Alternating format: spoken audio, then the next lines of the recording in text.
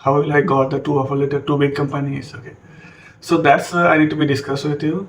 What kind of scenario you do and what kind of scenario you not do actually. What kind of mistake you not do in your life in the tech career. That I will discuss with you. Okay. First thing is the yes, I got two offer letters same time. Okay. But I chose the Wipro and Coforge. Wipro given the package around 30 lakhs and Coforge given the package around 34 lakhs. Okay. So that was I got the increase. So every person will be choose the Coforge because of they given the 34 lakh. But मैंने choose नहीं किया कोफोर्स को मैंने Wipro choose किया. काफ़ी सारा reason है मैंने क्यों चूज़ किया विप्रो को, ये मैं बताऊंगा. मुझे कम सैलरी भी क्यों चाहिए, बिकॉज 4 लाख का लॉस कर दिया मैंने, और ईयरली बेसिस. ओके. सबसे पहली बात है कि ये टू ऑफर कैसे मिल गया और मैं जॉब चेंज ही क्यों करना चाहता हूँ. बिकॉज जो पिछले कंपनी था मेरा TRC, ये हैदराबाद में था, इसमें मेरा रोल काफ़ी बढ़ गया था, technical manager, associate technical manager. Okay.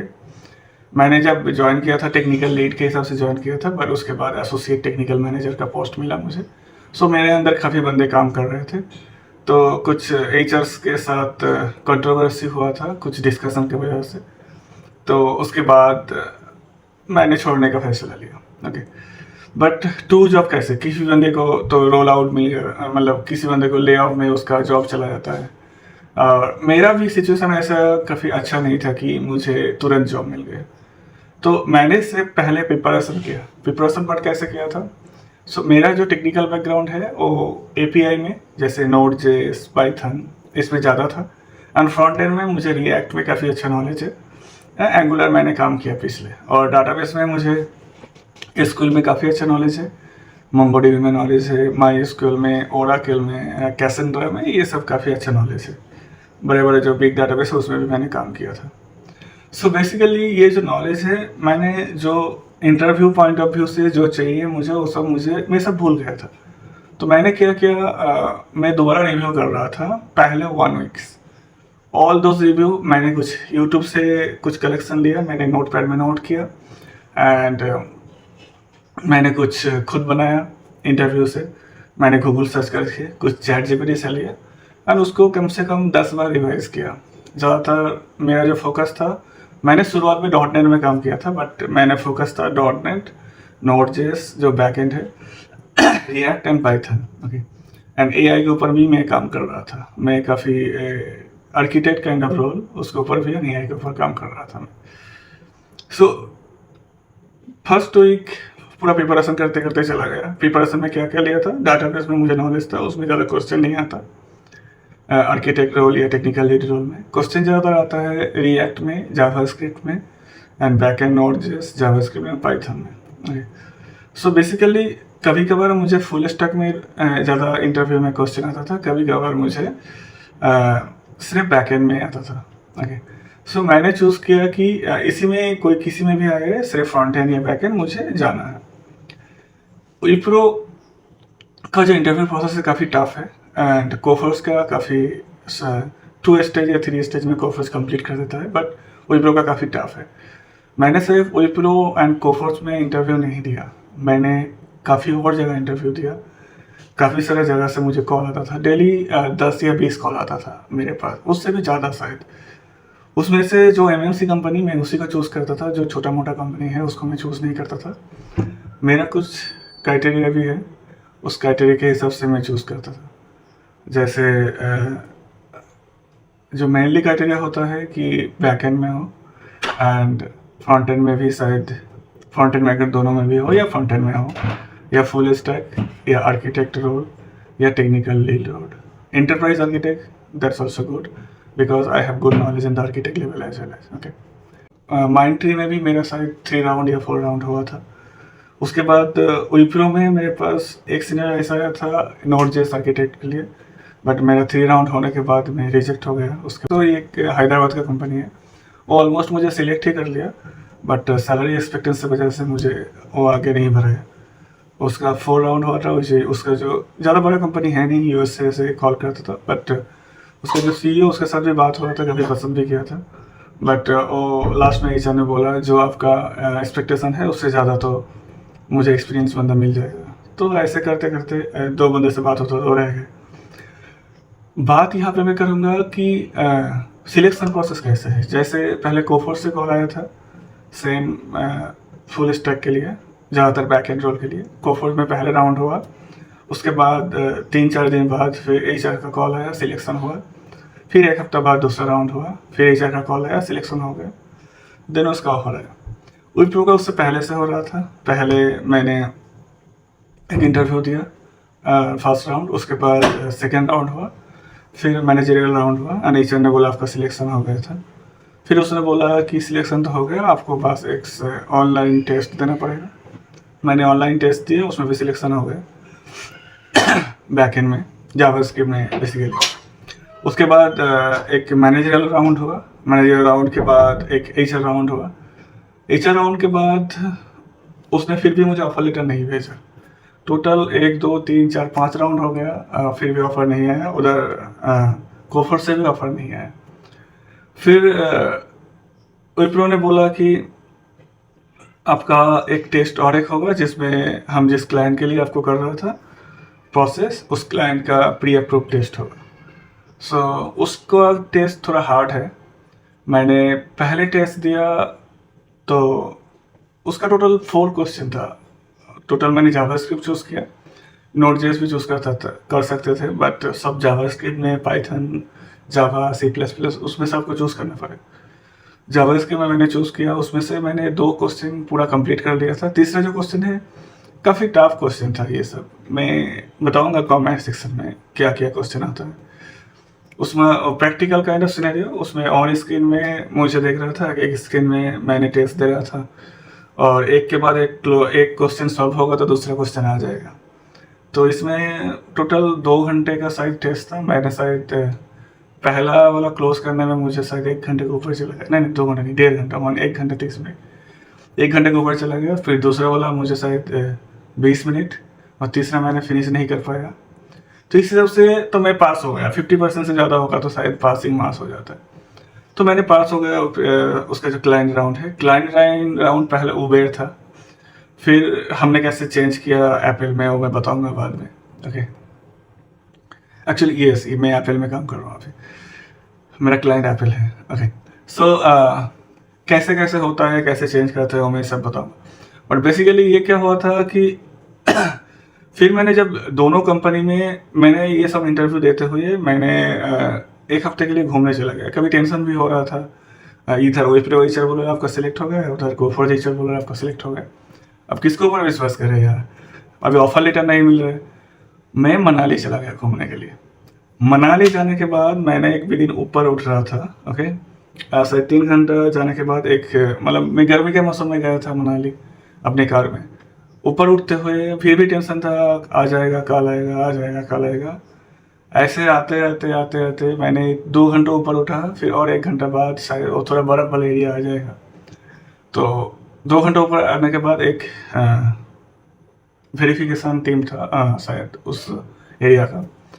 वहाँ पे जब मैं रुका तो वहाँ पे मैंने HR को कॉल किया। मैंने शायद डेली अपडेट नहीं लेता था, 2 या 3 दिन में वो शायद वो खुद कॉल करते थे, दोनों में से, और शायद मैं कॉल करता था। उसमें से एक ऑफर आ गया उसमें कोफोर्स का, और विप्रो को मैंने सेम टाइम कॉल किया। उसने बोला कल सुबह मैं भेजूंगा, और उसके बाद के दिन फिर विप्रो का ऑफर आ गया मेरे पास। डेट सेम ही है, लगभग दोनों सेम ही है, बट ऑफर जो आया था लाइक पहले शायद उसके बाद नहीं, उसी दिन शायद आ गया था इवनिंग तक। तो दोनों का ऑफर एक ही सेम डेट में आया था, बट विप्रो से कोफोर्स का ऑफर ज़्यादा था। मैं उस टाइम दिल्ली में था, कोफोर्स भी नोएडा में था, बट विप्रो का केस ऐसा था, मुझे दिल्ली में भी नोएडा में भी जा सकते हो या बेंगलोर में भी जा सकते हो। तो मैंने उस टाइम विप्रो चूज़ किया। काफ़ी सारा रीज़न है विप्रो चूज़ करने के लिए।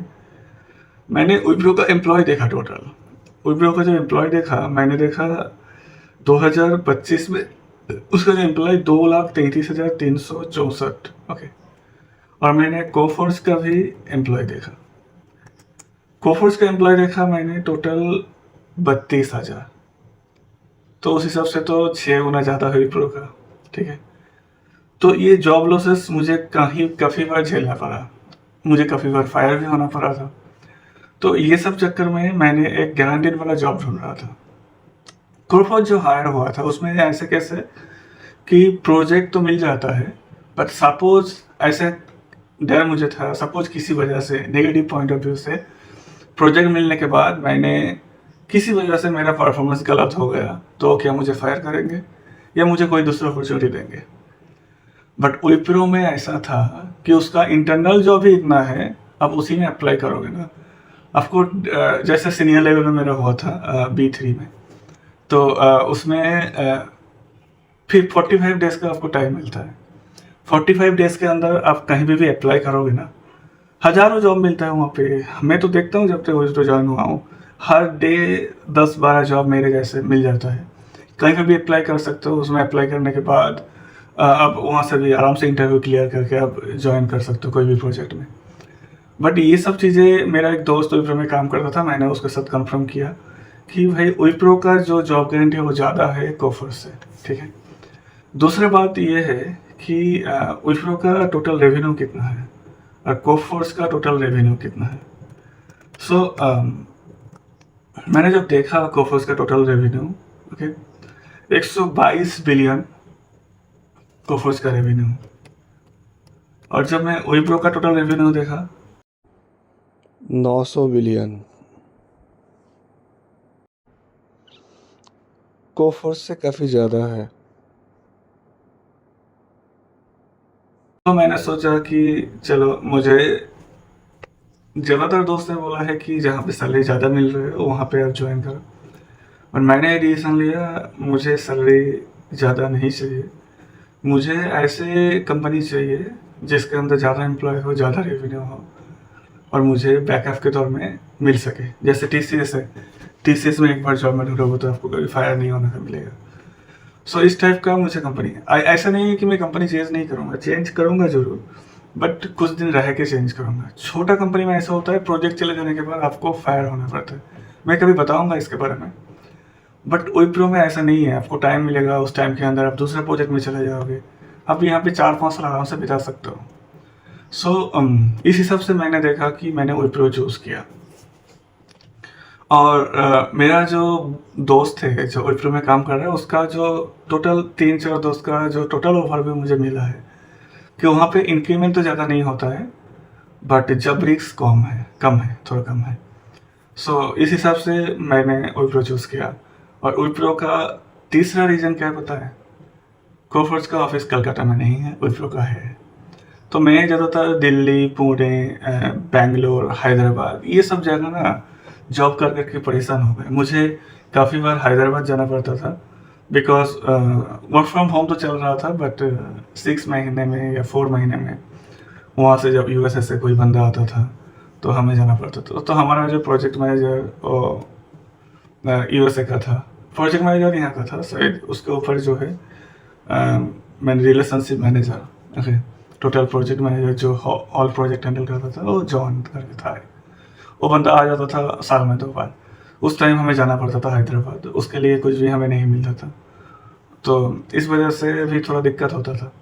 तो मैं चाहता था कि मेरा घर जहाँ पे हो, एक्चुअली कलकत्ता, वहाँ पे जाऊँ और उस एरिया में मैं जॉब करूँ, तो वहाँ पे बड़ा बड़ा ऑफिस तो है, तो मेरे लिए भी आसान हो जाएगा। सो ये दूसरी वजह से मैंने जॉब किया। तो 4 लाख का लॉस तो ऐसा कुछ है नहीं मेरे लिए, बट मेरे लिए फ़ायदा ये है कि मैं होम ग्राउंड में मुझे जॉब मिल रहा है कलकत्ता में।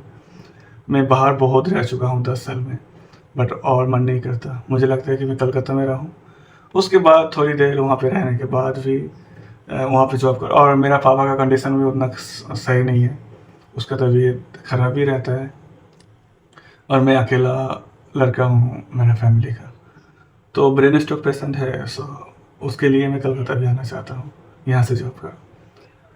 तो मेरा मम्मी, मेरा पापा, मैं और मेरा वाइफ और एक लड़का है, तो उसके साथ मिलजुल के रहना चाहता हूँ, यही है। बट ये है कि आप कभी भी होपलेस मत होना जब जॉब चला जाए या आपको लेआउट में शिकार हुआ, तो आप ट्राई करते रहना। मैं 100% गारंटी दे रहा हूँ, आप 1 महीने में एक महीना पहले तैयारी करो। मैंने 1 वीक किया, मैक्सिमम तो 2 वीक करते गए तो मुझे जॉब मिला अराउंड 1 महीने के अंदर, दोनों जगह से। और काफ़ी और जगह से भी मिलते गए। मैं एक हैदराबाद की बात किया था, एक LTI माइंट्री की भी बात किया था। ओके, सो और काफ़ी और जगह से मुझे सेकेंड राउंड, थर्ड राउंड में रिजेक्शन मिल गया था। तो टोटल मैंने कितना इंटरव्यू दिया था? टोटल अराउंड 50 के आसपास मैंने इंटरव्यू दिया था 1 महीने में। एंड कैसे दिया था, कैसे इंटरव्यू कॉल मिलता है, आपको चाहिए तो आप कमेंट कर सकते हो। बट ये है कि आपको ट्राई करना चाहिए, कभी होपलेस मत होना, तैयारी में ज़्यादा टाइम लगाना, इधर उधर ज़्यादा मत घूमना। जब जॉब का आपके पास चला जाए तब थोड़ा बहुत ना, बहुत ही ज़्यादा डिप्रेशन काइंड ऑफ सिनेरियो आता है। मेरे साथ भी ऐसा हुआ था, बट मैं उतना डिप्रेस होता नहीं हूँ। मुझे पता था मुझे मिल जाएगा। तो कैसे उसके बारे में कैसे तैयारी करना है तो मुझे थोड़ा कमेंट कर दीजिए, मैं आपको बताऊंगा, मैं टिप्स दे दूंगा। ओके, तो बस ये है कि होपलेस मत होना, तैयारी करते जाना, इंटरव्यू देते रहना, मिलेगा ही मिलेगा, ये 100% गारंटी है।